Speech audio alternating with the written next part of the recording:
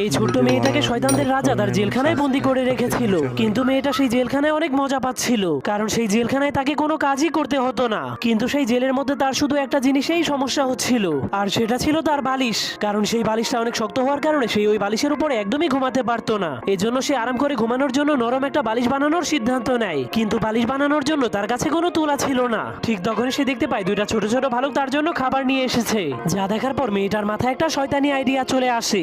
এজন্য সে ছুরি নিয়ে ভালুকগুলোকে মেরে তাদের পশম দিয়ে বালিশ বানানোর জন্য সামনে আগাতে শুরু করে। কিন্তু মেয়েটা যখন ভালুকগুলোর অসহায় চেহারা দেখতে পায়, তখন সে একটা ব্রাশের সাহায্যে ধীরে ধীরে তাদের শরীর থেকে পশম উঠিয়ে ফেলে, যার কারণে সেই ভালুকগুলো ব্রাশ দিয়ে পশম ওঠানোর কারণে অনেক মজা পাচ্ছিল।